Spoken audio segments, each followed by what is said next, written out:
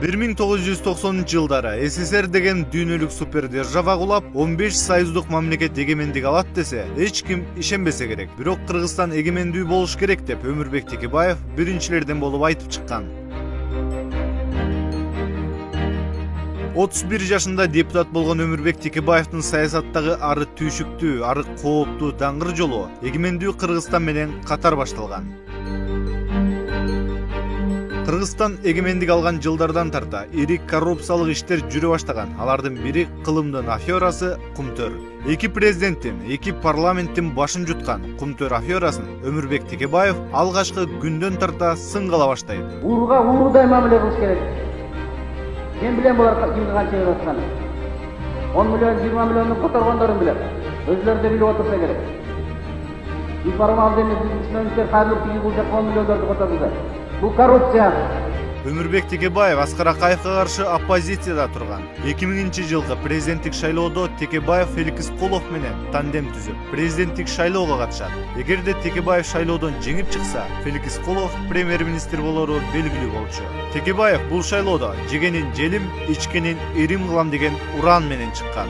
Өмүрбек Текебаев Аскар Акаевдин үй бүлөлүк башкаруусуна каршы саясий жараяндарга активдүү катышкан. Бирок 2005-жылкы Акман айылындагы митингде мурда премьер-министр болуп, кийин оппозицияга өткөн бир туугандар Бакиевтерди кой терисин жамынган карышкырлар деп атаган. Өмүрбек Текебаев Аскар Акаевди бийликтен кетирүүгө алып келген элдик демонстрациялардын башында турган. Митингдердин биринде ал эл менен экендигин билдирип, депутаттык күбөлүгүн ыргытып жиберген.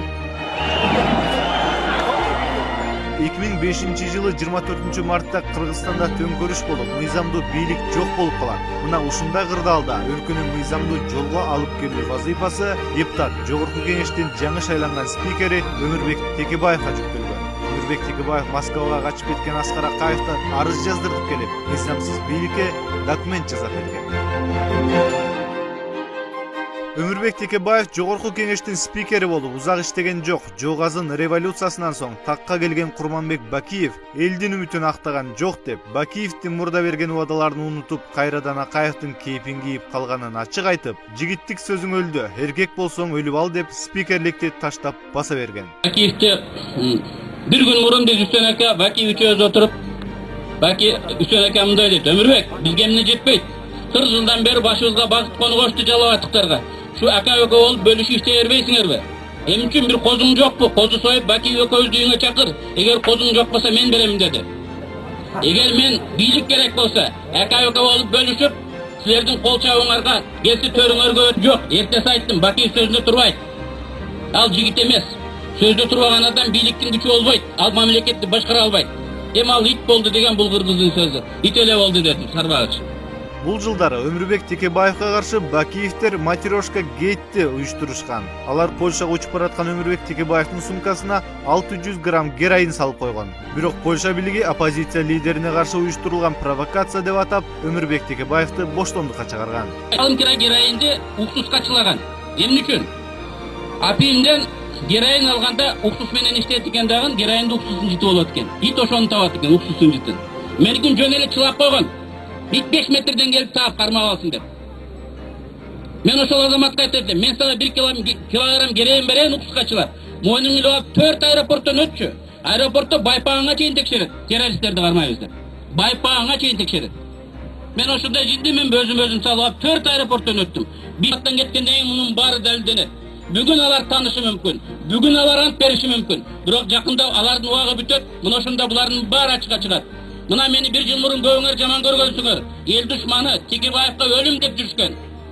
Бирок мен ошондо чыдагам. Анткени чындык мен тарап экенин билгем. Анткени мен Бакиевтерди силерге караганда жакшы билем. Анткени мен алардын жанындамын, силер алыста тургансыңар. 1 жыл өтпөстөн мунун баары дайын болду.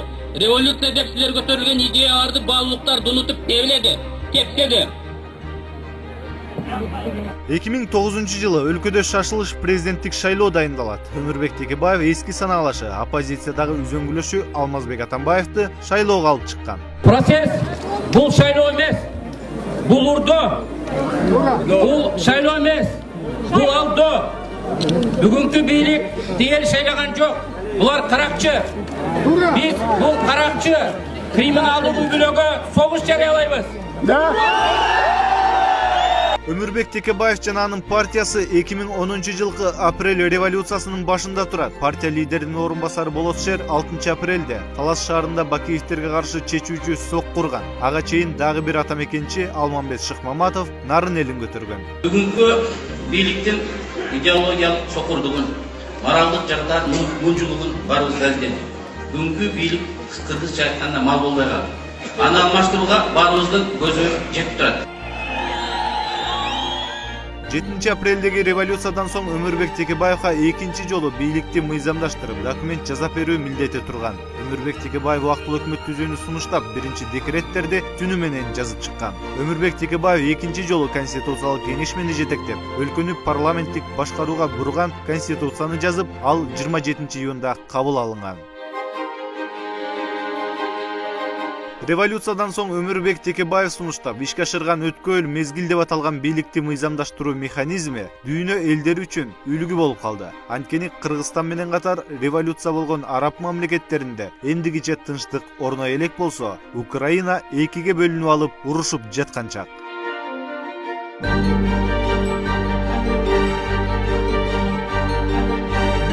Атамекен лидери 2010-жылы Жогорку кеңешке депутат болуп келип, 2015-жылы 6-чакырылышка кайрадан депутат болуп шайланды.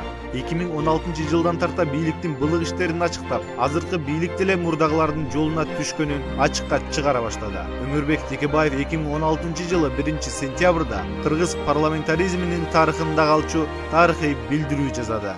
Эми урматтуу депутаттар, сиздер жөнүндө, биз жөнүндө. Мен бекеринен легендарлуу парламентти баштаган жокмун. Руслан Казакбаев отурган жерде отурат элем. Ал аксакалдар жок. Алып өтүп кетти. Ошол легендарлуу парламенттин мүчөлөрүнүн балдары ушул жерде отурат. Эргеш Төрөбаев депутат болгон. Бүгүн анын баласы Бакыт Төрөбаев бул жерде отурат. Келгиле биз аталарыбыздын койгон тилегин орундатайлык. Атадан кем бала болот, атадан артык бала болот дейт. Ошолордой болуп ушул залда тарыхый чечимди кабыл алганга даяр болойлук. Аталарыбызга татыктуу болойлук. 25 жыл мурун ушул жерден келип, бизди да эстеп, ушундай легендардуу адамдар аталарыбыз болгон экен деп, биздин балдарыбыз, кийинки муундар ушул жерде сүйлөп турсун. Бүгүн биз конституциядан чет жашап жатабыз. Конституцияда көргөзүлбөгөн жол менен өлкөнү башкарып жатабыз. Бул туура эмес.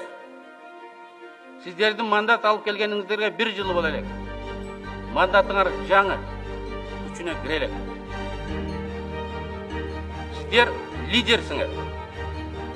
Өлкөнүн тагдыры силердин колуңарда. Өлкө силерди карап турат. Ушул жоопкерчиликти биз сезе билишибиз керек. Biz bürönün malay emespiz.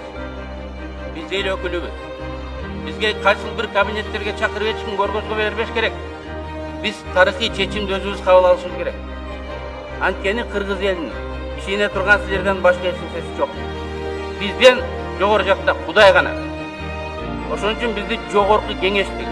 Өмүрбек Текебаев саясатка аралашкан 27 жыл бою саясаттын туу чокусунда жүрөт. Ал акыйкатсыз, коррупцияланышкан эки бийликти кетирип, үчүнчүсү менен кармашып жаткан учур. Анын бетке чабар көкжал мүнөзү Акаев, Бакиев, Атамбаевтар менен кармашууда артта кайтпастыгы аны тирүү легендага айлантты.